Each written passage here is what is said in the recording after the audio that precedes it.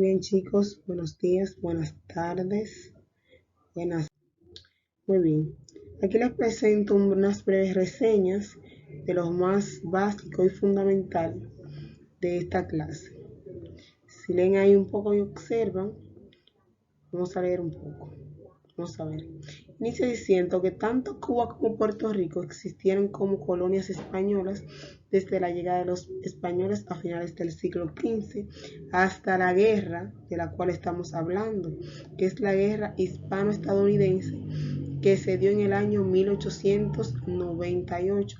Esta guerra fue un conflicto armado entre dos de las superpotencias militares de la época. Y cuando hace referencia a que eran superpotencias, nos da a indicar que realmente el conflicto fue bastante grande, bastante extenso, porque se enfrentaron no solamente dos potencias, sino que hace referencia a que fueron dos grandes superpotencias, cada quien con sus armamentos, y dice que España y Estados Unidos, que fueron las dos grandes superpotencias del momento, luchaban por el control de Cuba, por quién iba a controlar, quién iba a dominar el territorio de Cuba, porque como bien saben ustedes, Cuba está ubicado en un lugar estratégico, en un paso que hay desde Europa hacia América, y quien controlaba en el momento, quien asumía, quien tenía el control de Cuba en ese momento, pues tenía el control de la bien llamada Perla del Caribe por su ubicación estratégica. Y no solo que luchaban por el control de Cuba en ese momento, sino que con Cuba venían también Puerto Rico, ubicado también en un lugar estratégico, en medio se pudiera decir de estos dos continentes, continente antiguo que es Europa, al cual pertenece el país de España, esa gran superpotencia, y el continente americano, apenas descubierto, donde está esa gran superpotencia de Estados Unidos. Entonces, luchaban por el control de ese punto estratégico que era Cuba en su momento. Dice que también estaba Puerto Rico en el paquete, Guam, unas islas de Guam y las islas Filipinas. Los Estados Unidos generaron la guerra, es decir, ellos la iniciaron porque en sus inicios quien tenía el control de Cuba era España, donde quien irrumpe es Estados Unidos a luchar contra España para apoderarse de este territorio estratégico. Como consecuencia tomaron el control de los territorios ya mencionados. Aunque oficialmente Cuba recibió su independencia de los Estados Unidos poco después de la guerra en 1902. Fíjense que la guerra inició en 1898.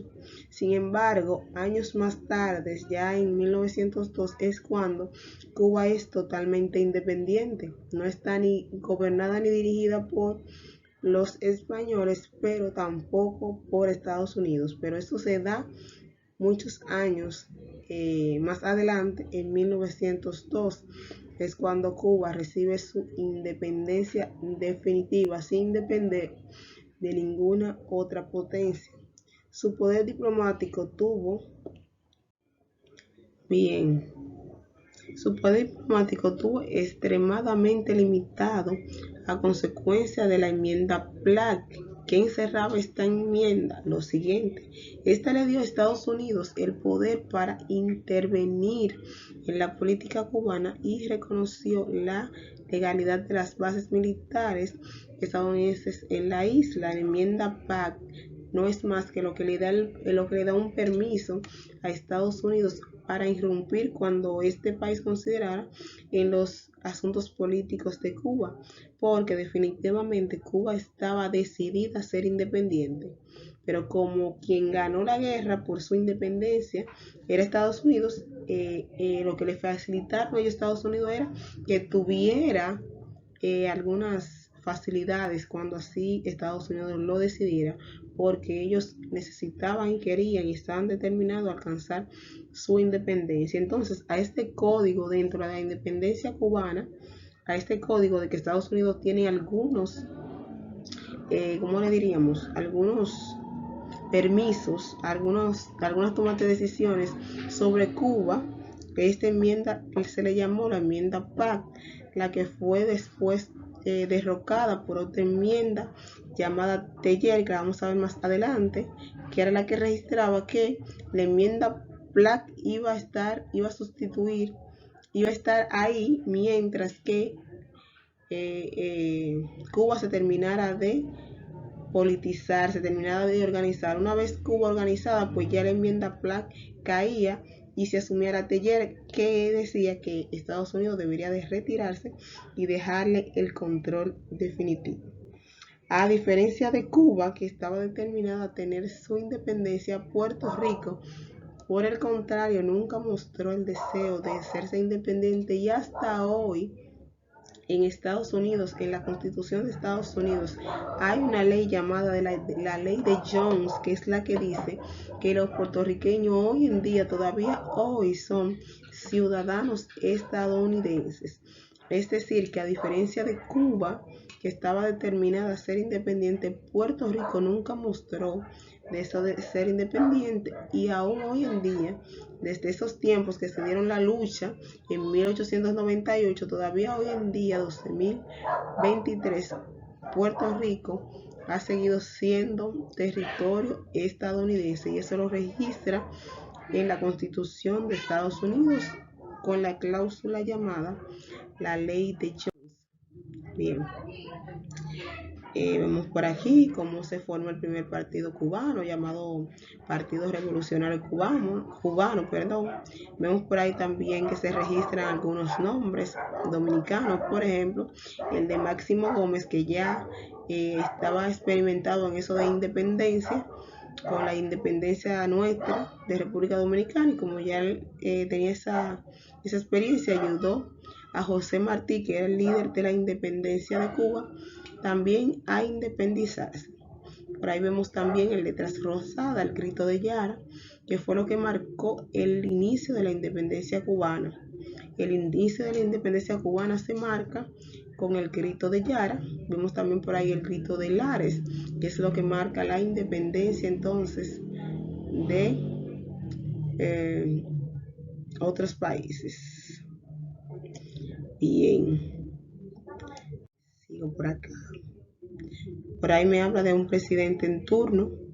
William, este presidente, era quien necesitaba desembarcar en Cuba para iniciar su proceso de lucha contra España, lo cual el Senado se lo negó, pero en definitiva el Senado le permitió desembarcar en Cuba, logrando apoderarse del territorio y ganarle la lucha a España, aunque en sus principios Estados Unidos llegó ofreciéndole una cantidad de dinero a España por el territorio cubano, y dice por ahí que le ofreció a España por el territorio cubano 300 millones de dólares, lo cual España hizo caso omiso, y fue cuando entonces dio paso a la guerra, viendo el presidente estadounidense que España no quería entrar en negociaciones. Entonces pasó a hacerlo de manera forzosa, quemando sus propios barcos, acusando a los españoles de haberlo quemado, dando inicio así a esta guerra. Vemos por aquí también lo que fue el padre Félix Valera, que fue en su momento enviado a Cuba para que calmara de alguna manera, se pudiera decir, a los cubanos y que estos desistieran del deseo de independizarse. Sin embargo, a la llegada de este padre, con este fin, este hizo todo lo contrario, llegó con dos más, y lo que hicieron fue que se unieron al reclamo de Cuba, y también pedía su independencia, lo que le costó ser expulsado de la llamada en ese momento y hasta ahora la madre patria, que es España. Bien, seguimos. Vemos por aquí también que en Cuba se dividieron en ese momento 4 grandes grupos. Al momento ellos le llamaban grupos porque no tenían la educación política para saber que esos grupos no eran simples grupos, sino que eran una especie de partido político, pero a los cubanos aún no manejar ese término, los llamamos sencillamente por grupos.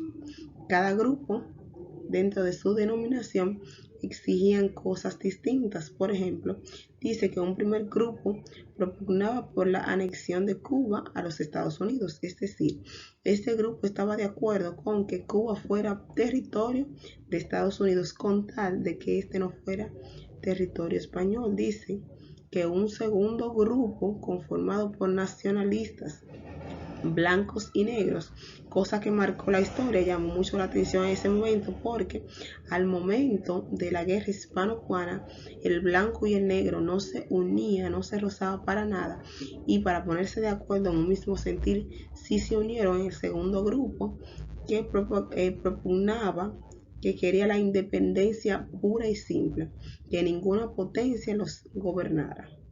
Un tercer grupo también conformado en Cuba en ese momento, consideraba que el partido debería de mantenerse el país unido a España, bajo las condiciones que lo tenía España prácticamente subyugados. Un tercer grupo quería estar bajo las órdenes españolas y un cuarto grupo quería simplemente su independencia, ser soberanos.